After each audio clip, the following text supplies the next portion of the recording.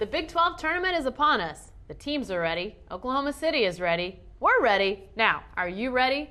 From the Dodge Sports Desk, I'm Jenni Carlson, and this is the Big 12 basketball edition of the Bedlam Nation Conversation with John Rohde.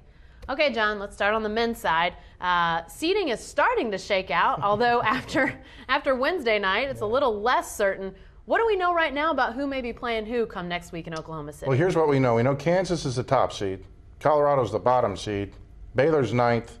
Everything else is up for grabs. We could have a three-way tie for first. We could have a four-way tie for fourth. We could have much confusion.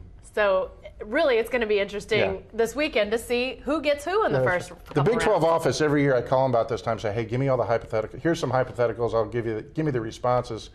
Of course, I did that this morning, and they haven't called back. So, yeah, we're not going to know until about 6 o'clock Saturday. They're still calculating. Yeah. Okay, here's a broader question. NCAA tournament. Do we know who's in at this point from the Big 12 and who's not? Well, I think for sure the OU, Kansas, Missouri, and Texas are in. A&M's looking in better shape. OSU's looking in better shape. K-State still has to hustle a little bit, I think. Who most could benefit from winning games in the Big 12 tournament? Is it Oklahoma State? Is it Texas A&M? More, less? Well, it could be OSU, A&M, and Kansas State, but Kansas State is the one who is the most iffy at this point. Okay. Let's turn our attention to something you're going to have in Monday's paper, which is all conference honors, your picks for players of the year, coach of the year, those sorts of things. Do we have some slam dunks and some close calls, especially when it comes to all-conference team? Yeah, I think obviously Blake Griffin and Sharon Collins and Cole Aldrich and Damari Carroll from Missouri, they're the slam dunks. Probably Craig Bracken's from Iowa is the other one, or Iowa State, I'm sorry.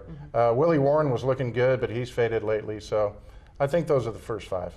There are still some games to be played, and maybe some guys will change your mind on all-conference with the games left to be played, but Bedlam on Saturday is a big one. Oklahoma State, last time these two teams played, they lost, but the first time they played Texas, they lost by 20-something, and then they beat Texas. Any chance they could pull the big turnaround against the Sooners, too? Well, they hung tough in the first half. They shut down Blake in the first half, and then Blake got angry, or whatever Blake does at halftime, and then he took off, and they killed him. But they're catching OU at the right time. There's some self-doubt. I know it's senior day, but this senior day is about question marks. It's not about, sentimentality. Right. So they're catching them at a good time. It's been sold out for 2 months, though. It's a tough ticket. Yeah, and Oklahoma State, winners of 6 in a row. They're as hot as anybody around. Absolutely, right now. and their guards are playing well, and OU's guards are iffy. That's a lethal combination. Yeah, let's turn our attention to the women's side for just a second, because that tournament kicks off next week as well. Oklahoma's women clinched another Big 12 championship with a win on Wednesday night against Texas Tech.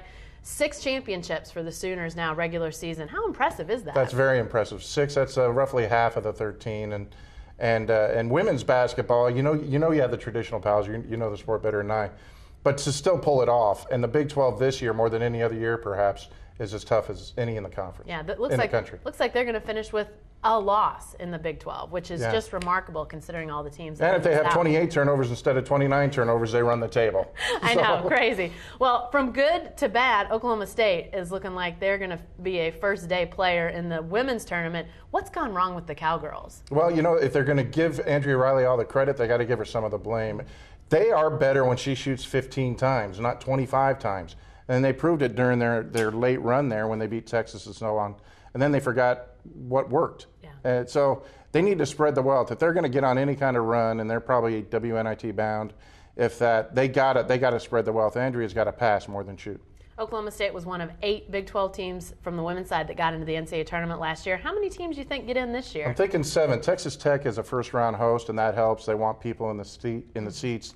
So 7 might be a stretch, but I think 7's a good bet. All right. John will continue to provide in-depth coverage of the Big 12 next week as the tournaments start in Oklahoma City. To follow all the news and analysis, stay with the best coverage team anywhere at newsok.com and every day in the Oklahoman.